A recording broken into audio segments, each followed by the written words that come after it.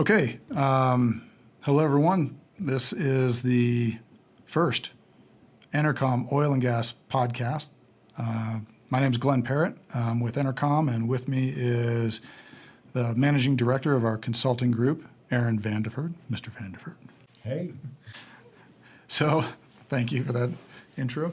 So, how did we get here? I guess that's one of the things I wanted to do on this intro is mention a little bit kind of how this came about, why we're doing this, and I would like to provide some thanks on out to those people who, through various conversations, have encouraged us to move forward in doing this podcast. You never know sometimes, but Jacob Lorenz, who works in the energy risk practice area at Marsh, one of those guys. David Ramsden Wood with Franklin Mountain Energy, appreciate the feedback and the encouragement. And of course, Aaron here for agreeing to go along with it, as well as the partners here at EnerCom. Yeah, I think it's going to be a lot of fun. So because of what EnerCom is and what we do and where we sit, really, as Aaron likes to say, at the intersection between the capital markets and the oil and gas industry, it made sense to kind of try and move this ball forward. We think we've got a lot of content and stuff to talk about, and so that's the genesis behind why we want to do this and move forward. And I think that for those people who don't know, I thought we'd go through an introduction to EnerCom, what we do, our background, our history. You know, people who do know us, they tend to know us or refer to us as the conference company, but EnerCom does so much more than that, and we've been around for 25 years, Yeah. at least since 1996. Yeah, exactly. And really, EnerCom was founded on, it was founded on this notion around providing really IR and targeting work to the oil and gas industry. But since then, it's morphed somewhat, and really, I would say, submit to you, there's three pillars now that it sits on. And one is the conferences, certainly. We run two energy investor conferences. One of them is one of the largest in the U.S. It's the Oil and Gas Conference, held typically every August.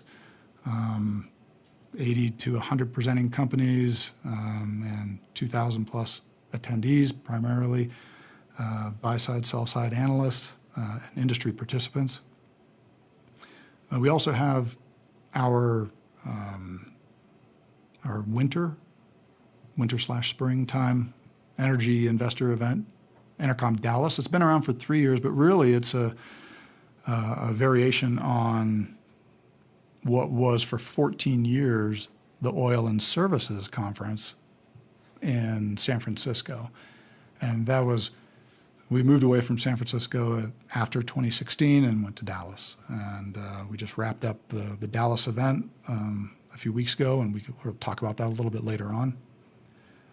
The second thing that we do is consulting, which Aaron heads up. So I'll let Aaron, you can introduce the consulting group. Yeah, the consulting group. We're really, so if EnerCom's built on these three pillars, there's kind of four components under the consulting umbrella. And we think of those as targeting, analytics, media, and graphics.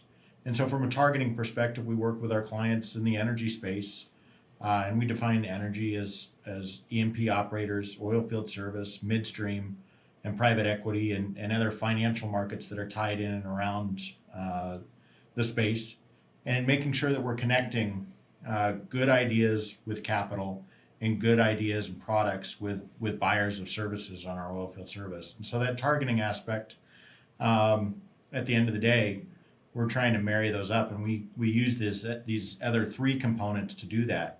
Analytics, we take a very analytical approach. One of the reasons why we're doing this podcast is we're taking a look at the market and identifying what's going on in the space to help better craft these messages. And so we got a whole analytics team here. We have petroleum engineers on staff who are driving some of those thoughts to help us better connect those ideas. We have a media component, and so we're looking to raise visibility out there in the public space and the PR space, whether that be on TV or national media or trade or local. Media is an important component. And then tying it all together is really the graphics. And we have a full service graphic design team that can take these ideas and help us make it look pretty and convey pictures to tell a story. And so that at a very high level is what we're working on with a lot of our clients. Yeah, I would say the conferences are actually really just an extension of that consulting practice around getting investors or getting companies in front of the right investors, just on a very big scale or high profile or high visibility scale. And I would say on the face-to-face level, and it's really important to have those face-to-face meetings as well as, in the digital era where we're pushing out all this information. At the end of the day, we still want to make those face-to-face connections for our target markets as well as our clients. And then the last leg of that stool is certainly publishing. And again, from that, Oil and Gas 360 is the industry publication. And really that came about through your management consulting services. People ask us, or were asking, I guess, at the time, what we were hearing, what we were seeing in the industry, asking your opinions. And so it's really funny. It's kind of started out the same way as we're starting this podcast. And it was, hey, what are you guys seeing and thinking in the industry? And we said, well, we better start telling people. And, as podcasts are gaining traction and people are getting their news differently, it's another way for us from a consulting and analytics perspective, get our information out there. But it's really grown, though, since when you guys first started it. Absolutely. I mean, before then, at that time, it was more of a blog, just purely of you guys doing write-ups. Is that right? No, that's right. When we started, we were doing 1 or 2, 3 pieces a week. Yeah. And it was fairly in-depth analysis, but it was, hey, we saw this one thing, let's kind of flush that out. And now we're into a daily news cycle. Right. Yeah, it's really expanded. Again, it's become almost more of a news aggregator as well. But we also have sponsored content on there. It also has expanded to a daily email, which is Closing Bell, which has grown. It's now up to 30,000 subscribers and goes out daily. It also has our monthly reports, which you were mentioning a little bit earlier about some of the analytical the analytical write-ups and thoughts that the guys have.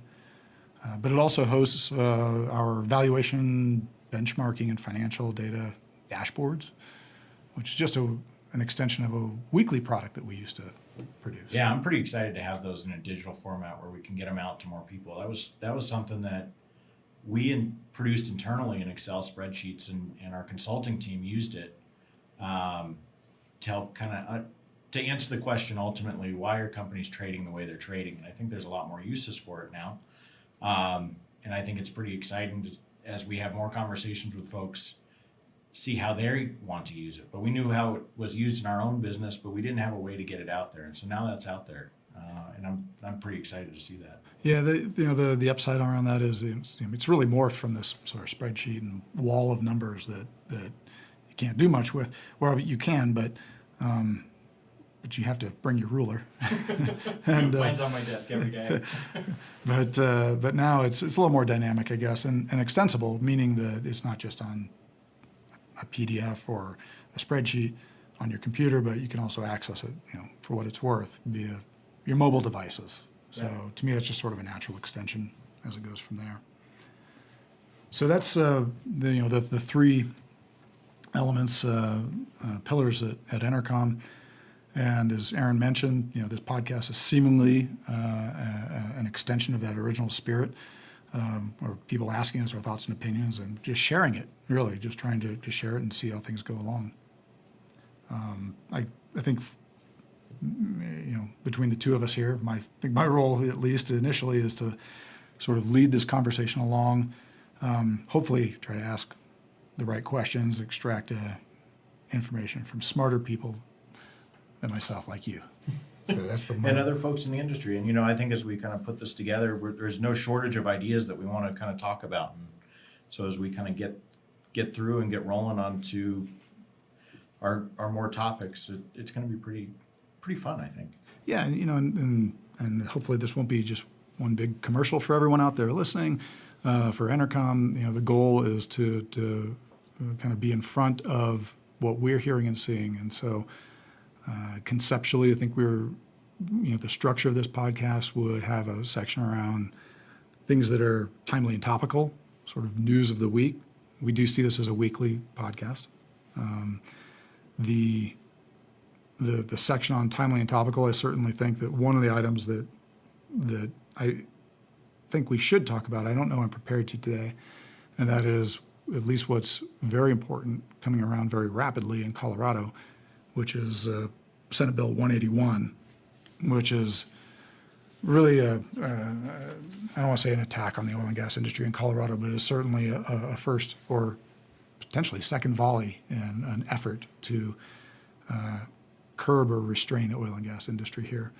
And I say the second because last November, if you didn't know or you weren't in Colorado, Colorado defeated Proposition 112, which sought to increase setbacks in operations for oil and gas companies from 500 feet to 2,500. And that measure really would have put an end to drilling on about 95% of non-federal land in the state. And just on the heels of that election, that same election in which Governor Polis was elected, now we've got Senate Bill 181. It's come along very rapidly and very fast, and that's why I'm not. Things are happening so fast on that bill. If I were to say something now, it would be out of date by next week. No, but I do think it's an important topic, and as we kind of learn a little bit more about what's going on, as things are progressing, obviously, as you said, very quickly, we'll want to take a deeper dive because I think it does have implications certainly for Colorado operators, but other states that are looking to Colorado to potentially find something that they could implement somewhere else. It's something that will have a ripple effect across the industry, not just here in Colorado. So I think certainly we'll dive into that a little bit deeper. Yeah, and the other areas that we want to explore are, again, those things that we think are timely and topical.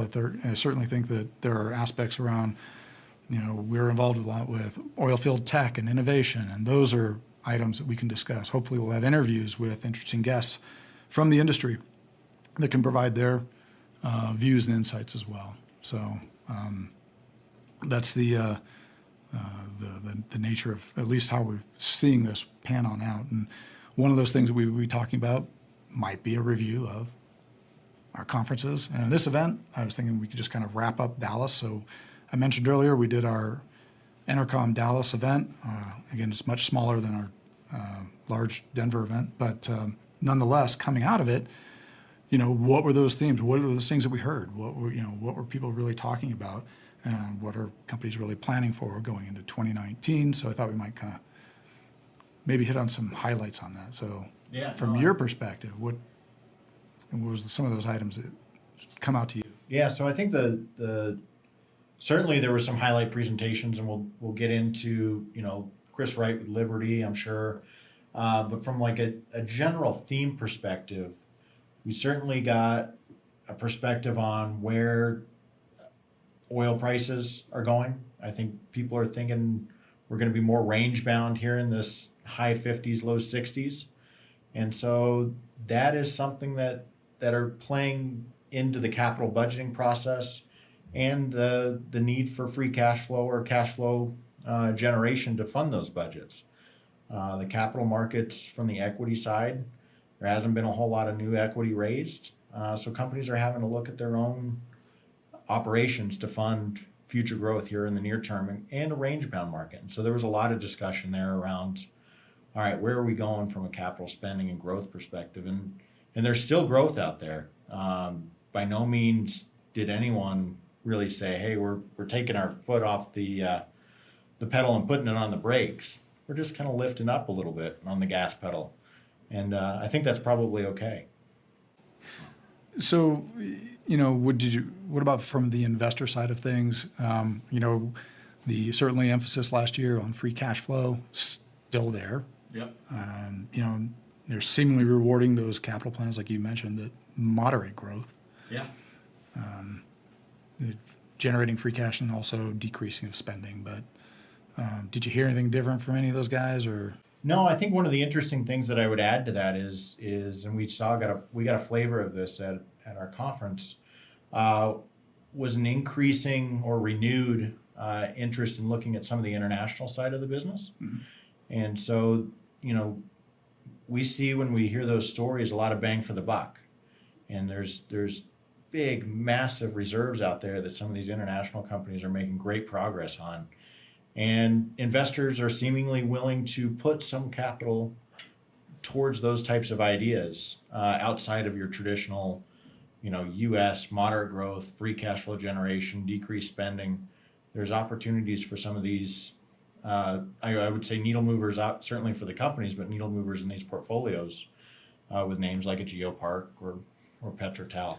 Yeah, as you mentioned that, and I was thinking about the international panel we held at Denver just in August, and that, the ability of these companies recognizing the barriers that they have to overcome. Mm-hmm. So, and really in having those conversations with investors around where they've got to, some of those barriers may be things like regulatory, like they're afraid to invest into this certain area just because of the country or the region that they're in. Yeah. But if they have their ducks in a row and they know how to respond to that and answer that and get over that, then investors are seeing the real value opportunity there. No, that's exactly right. And we spent a little bit of time trying to break down some of those perceptions, because perception ultimately is reality. But when you think about some of these political risks, we certainly have it in our backyard. We were just talking about 181 here in Colorado. There's a real political risk here domestically even. And so, California has had that same type of stigma in the past, but the operators that know how to deal and work within these structures and it's part of their DNA can really move forward. And I think, investors are starting to see that as companies message and help investors bring them across the wall on that. Some of the other things that we heard a lot about, and or at least I feel like we saw in more presentations, was this dialogue around specifically the Permian and takeaway and real operational issues. Well, to that point, I think we're at a point where we're in a transition from this kind of ramp up growth mode to really a development drilling style operations. And so some of these other plays like the Bakken and the Eagle Ford has kind of gone through this transition a little bit. But now as kind of a whole U.S. operation, we're much more focused on this development style drilling, which also means that infrastructure needs to get built out. And certainly the Permian infrastructure was front and center and where we're going to be getting that infrastructure and when is it coming online. Yeah, and certainly a lot of dialogue around, again, the pipelines, right? That those are going to be constrained for for most of 2019. They've got Gray Oak and Epic and Cactus 2. Those are all scheduled to come online at the end of the year, which will represent another 2+ million barrels of oil per day of takeaway. So that's good. But you kind of mentioned on the international side, if we're looking at natural gas going to Mexico, the infrastructure in Mexico just isn't there yet. So even though you're able to get it to the border, now you've got those constraints as well. So that's another obstacle that has to be overcome. No, that's right. And what's pretty interesting, at least in the Permian front, I was just talking to one of our analysts before we came in here, looking at Permian differentials. And so we ended, we were in the end of Q4 kind of 2018 timeframe, and we had $12 type of differentials to WTI. That's come back considerably as we've seen progress with these midstream entities getting pipelines closer to that finishing line. Mm-hmm. And now we're under $1 in a lot of places. And so it's pretty crazy how just the perception, and not that these things have turned on yet, just the perception of the marketplace can move some of these prices and differentials to WTI. That's even changed since, when I gave my presentation. I know.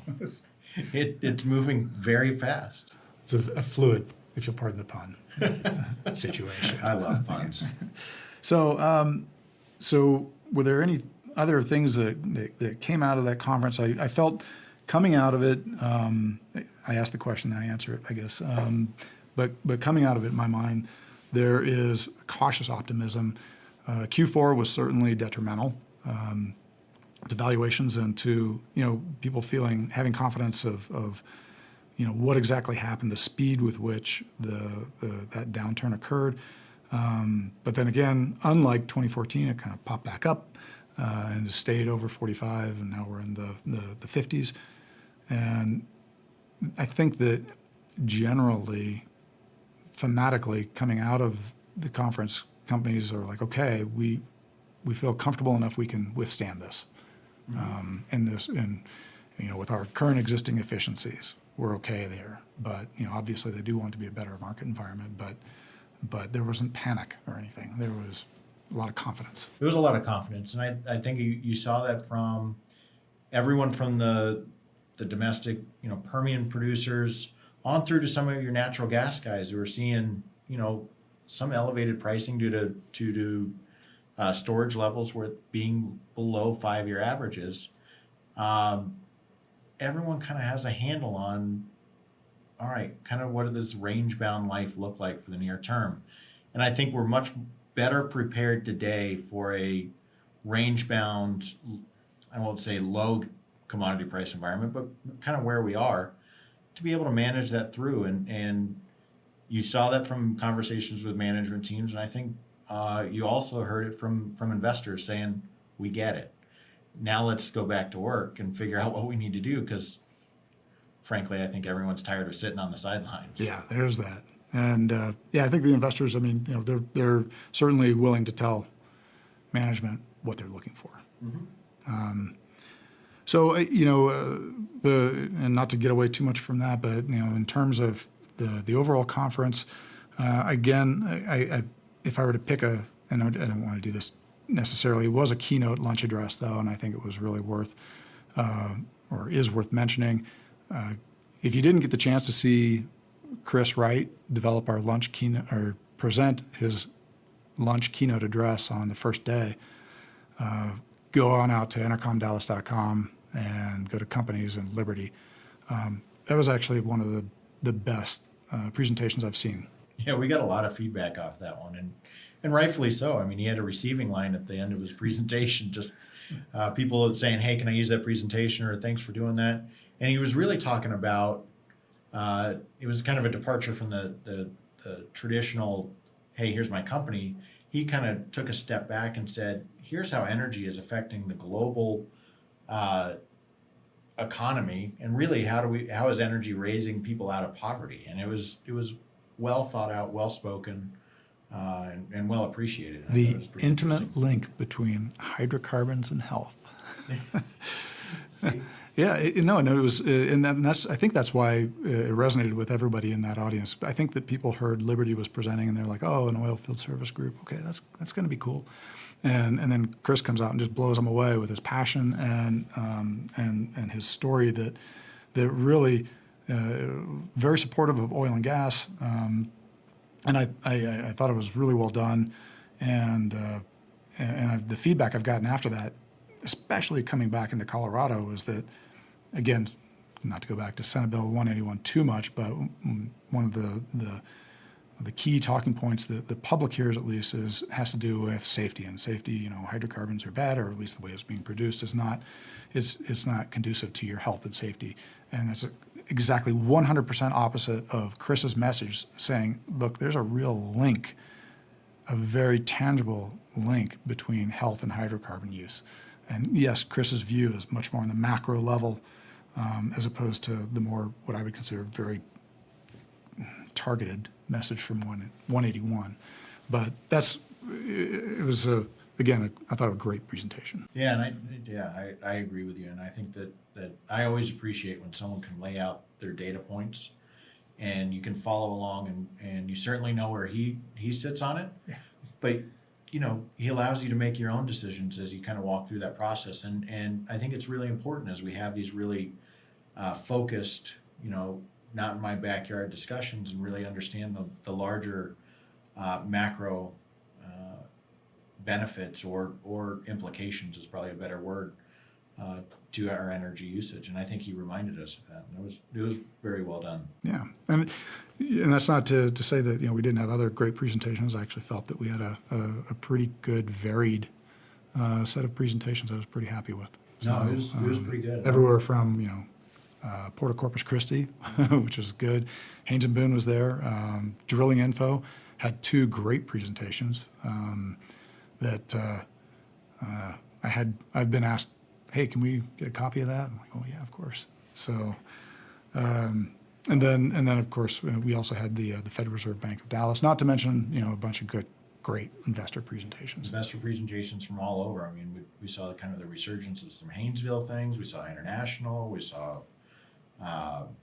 just across the board, a pretty good perspective of what's going on in the industry as a whole. So as we wrap this up, I wanted to at least get this first one done to explain to people again who EnerCom is, why we're here, and what we're seeing. We'd like for you to tune in. We think we're going to have a lot of good content for you going forward. Anything else from you, Mr. Vandeford? No, I think that. I'm excited about exploring a lot of different topics, and I think we've set up an email address. If there are topics that you guys want to hear from, please send it in. What is it? It is ogpodcast at enercominc.com. So, ogpodcast at enercominc.com. And I guess at the end of this, again, going forward, we're going to have, again, more differentiated content for you to listen to, hopefully a little bit more that is going to be interesting for you guys. And I just would say I'd like to wrap this on up, thanking again those people who have helped make this work, not only here at EnerCom, but external to us. And thank you for listening.